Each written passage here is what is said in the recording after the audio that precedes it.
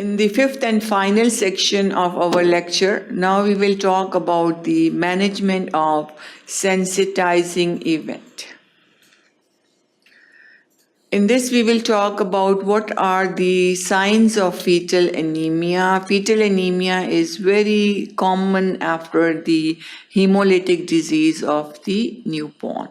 And then we will talk about rhesus disease in sensitized women, fetal blood transfusion, and some new developments.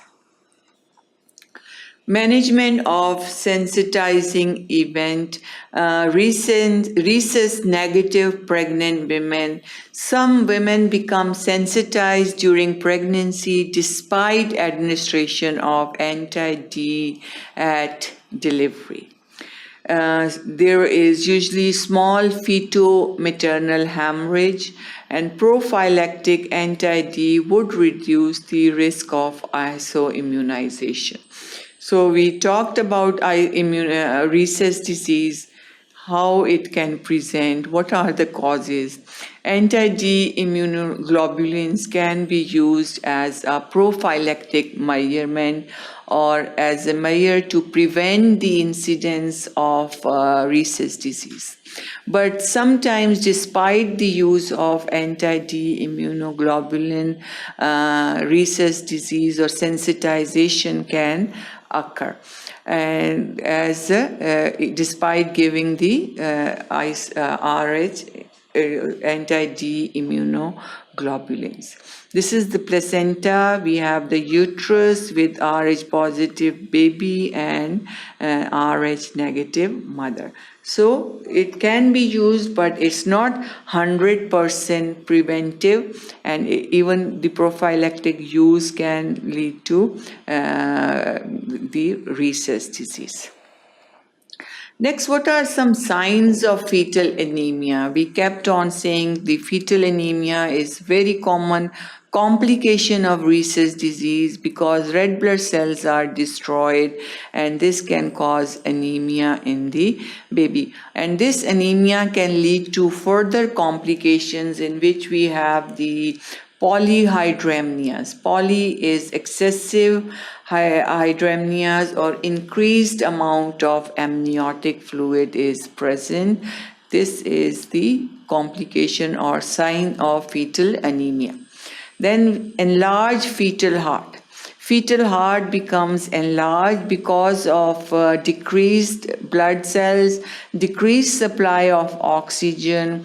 The heart work is increased, the pumping is increased, and this can cause enlargement of the heart because of increased workload over the fetal heart. So enlarged fetal heart. Then ascites and pericardial effusions. Ascites is presence of increased fluid in the abdomen, and then pericardial effusion is the fluid around the heart. So both these can also develop as a result of anemia. Hyperdynamic fetal circulation can be detected by Doppler ultrasound. Hyperdynamic means excessive overactivity or hyperdynamic fetal circulation as a result of anemia because of increased workload on all these different set structures, vessels, arteries, and blood vessels and veins. Reduced fetal movements are present because fetus is under stress. Abnormal cardiotocography with reduced variability, eventually a sinusoidal trace. So all these are complications of fetal anemia, very serious complications, can cause fetal mortality and morbidity. So this is the complications of fetal anemia. Rhesus disease in sensitized women management.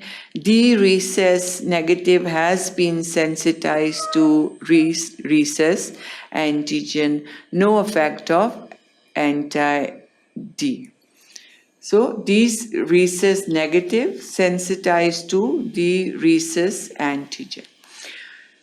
What happens when the father of next baby is D rhesus negative? If the father is rhesus negative, usually nothing occurs, no rhesus disease occur because the mother is Rh negative, father is Rh negative, the baby will be Rh negative also. What happens when the father of next baby is D positive or Rh positive? If the father of the next baby is Rh positive, and if the baby is Rh positive, the complications of rhesus disease will occur because the antibodies that are present in the mother transfer to the baby and cause destruction of the fetal red blood cells. On all the complications which we talked about, the fetal anemia and what it can lead to, all those will be present. If the father is Rh positive or unknown, monitoring antibody in titer is important. Titer is the number of how much antibodies are present in the mother. That's the that is the titer. Anti-D level outcome. If anti-D level is less than 4 international unit per ml, then the outcome is hemolytic disease is unlikely. From 4 to 15 international units, moderate risk of hemolytic disease is present. If more than 15 international units, high risk of hydrops fetalis is present. So antibodies titer is important because the level of antibodies will suggest how bad will be the outcome of the pregnancy. Less than 4 international units, the outcome is unlikely to have hemolytic disease of the newborn.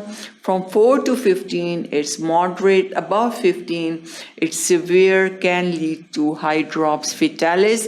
And hydrops fetalis, we have hydrops, we have ascites, pericardial effusion, and all these different complications can occur, polyhydramnias, different things can occur as a result of hydrops fetalis.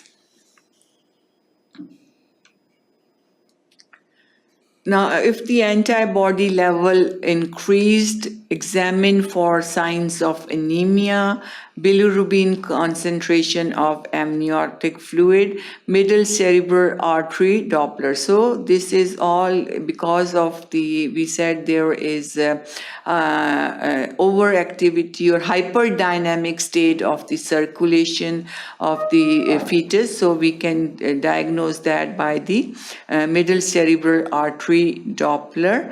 And then if the increase in the level of antibodies can lead to complications like fetal anemia and increased bilirubin level as a result of destruction of red blood cell. Lot of these babies are born with the jaundice, which have yellow coloration, discoloration of the skin and the eyes. Fetal blood transfusions, life-saving in severely anemic fetus. If the anemic fetus is very, very badly anemic, blood transfusions are done and restores hemoglobin level and reverse the hydrops or the death. Side effects of transfusion is it suppresses the fetal erythropoiesis. Erythropoiesis is the formation of red blood cells. So when the blood is transfused, the ability of the fetus to produce red blood cells is affected. It reduces concentration of antigen positive cells available for hemolysis.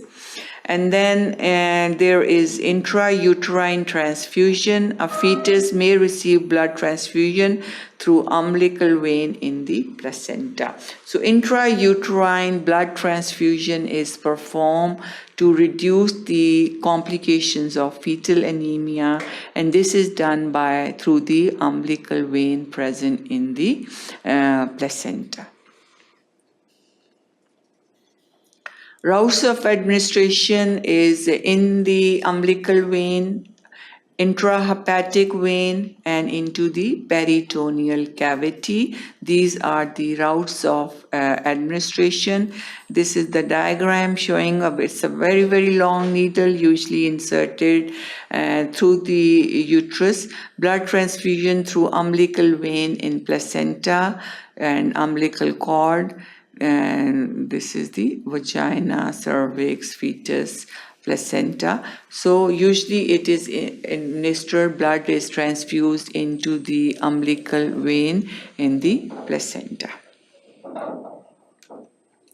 Properties of transfused blood. The blood which is transfused usually it should be Rhd negative, cross-matched with maternal sample. So cross-matching is performed with the maternal sample of the blood, densely packed, hemoglobin around 30 gram per liter because hemoglobin level is low and baby is anemic. White cells are depleted and irradiated, screened for infection including cytomegalovirus. So it's very important that blood should be cross-matched before transfusion with the maternal blood, should be densely packed with hemoglobin, and white blood cells should be depleted or removed, and they should be radiated. Blood transfusion is recommended, but cross-matching and tests should be performed to avoid more further complications of blood transfusion. At delivery, in the presence of, usually should be performed in the presence of neonatologists because different complications can occur leading to fetal death. Blood must be ready, cord blood taken for blood count, blood group, and indirect Coombs test. Here for recipient, serum is obtained containing antibodies. This is the serum. Donor's blood sample is added to tube with serum. This is the donor's blood. Recipient's immunoglobulin that targets the donor's red blood cell from antigen antibody complex. Anti-human IgGs are added to the solution. Agglutination of red blood cell occur because immunoglobulins reattach to red blood cell. So it's very important that blood should be cross-matched, tested. If agglutination occurs, it means this blood cannot be transfused, and this is done by the blood of the recipient, and which is in this case mostly the fetus or the baby and the donor, and then blood should be matched and then cross-matched, and if it's not compatible, transfusions should not be performed. Some new developments that develop is usually cell-free fetal DNA to establish fetal blood group, rhesus genotyping, and it prevents unnecessary prophylaxis. So new developments are available now to establish fetal blood group. So any prophylactic anti-D immunoglobulins can be avoided and prevented. This is the sample removed from the chorionic villus of the hair. And then this can tell whether any prophylactic management is required or not. So that was all about the section 5, in which we talk in detail about the management of the rhesus disease. Thank you for watching sqadia.com.